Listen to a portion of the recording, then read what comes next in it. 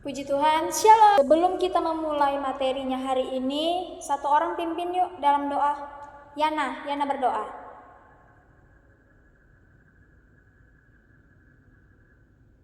Amin. Terima kasih Yana, silakan duduk.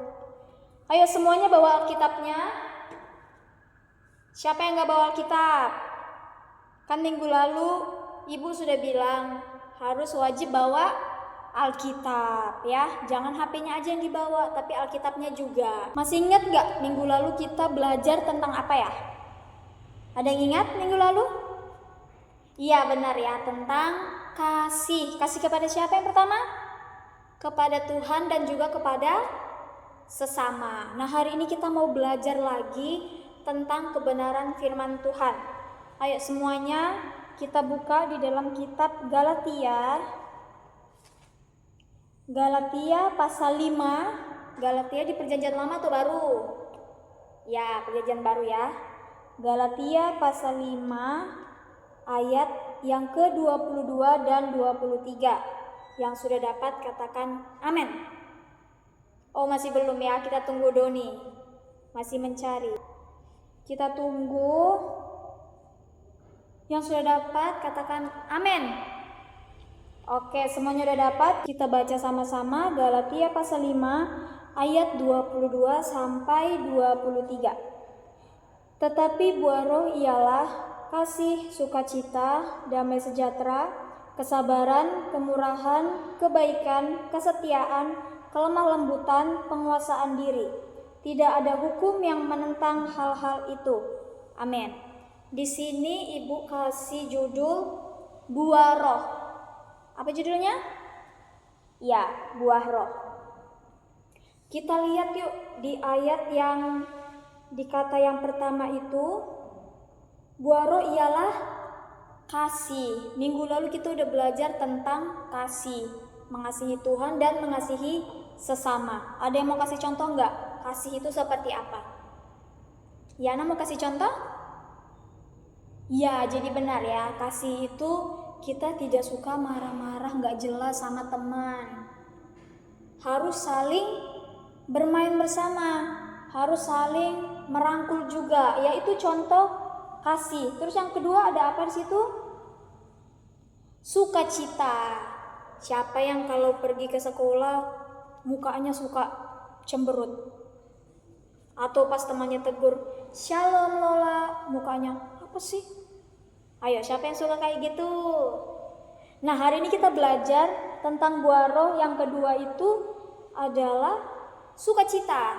Jadi dalam keadaan apapun, kalian mungkin di rumah habis dimarahin mama kalian, tapi kalian harus tetap bersukacita ya, harus tetap tersenyum. Kalau ada temannya yang sapa "Shalom" atau "Halo Lola", kalian juga harus menyapa dengan baik, dengan ramah. Terus yang ketiga adalah damai sejahtera. Jangan suka ngambek-ngambekan ya. Habis itu ada kesabaran. Jadi kalau ada temennya yang mungkin tiba-tiba marah gitu sama kalian, kalian harus sabar ya, nggak boleh malah balik marah sama temennya. Jadi harus belajar untuk penguasaan diri ya, harus sabar.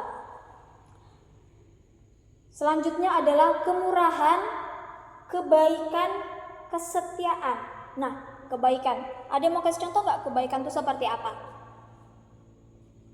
Ada yang mau kasih contoh? Dinda mungkin?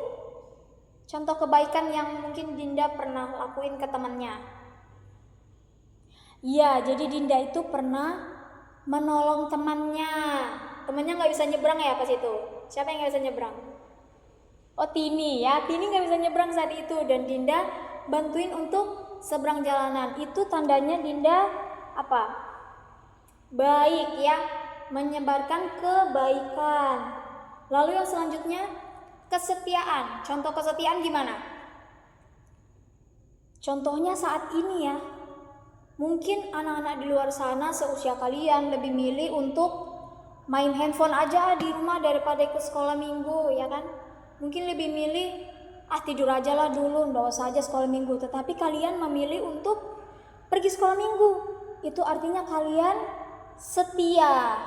Amin. Amin ya. Itu tandanya kalian setia. Hari ini pergi sekolah minggu, minggu depan pergi sekolah minggu, dan minggu-minggu berikutnya juga tetap pergi ibadah. Itu artinya kalian setia.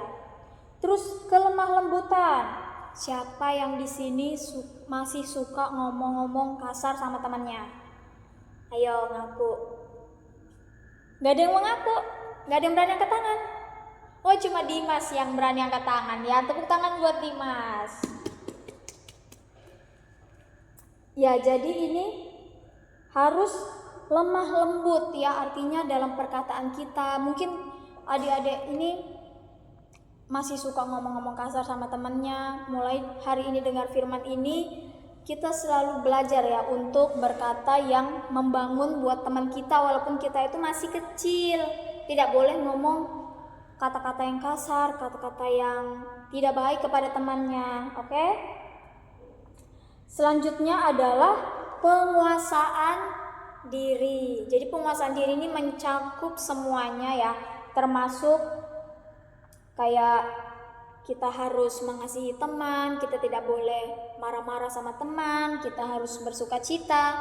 Itu semua timbul dari penguasaan diri yang baik. Jadi buat kalian adik-adik, kalian harus belajar untuk menguasai diri kalian. Kalau teman kalian marah atau kalian dipukul teman kalian nggak boleh balas mukul ya, nggak boleh. Laporkan aja ke ibu, nanti ibu yang akan tegur. Jadi nggak boleh balas kejahatan dengan kejahatan.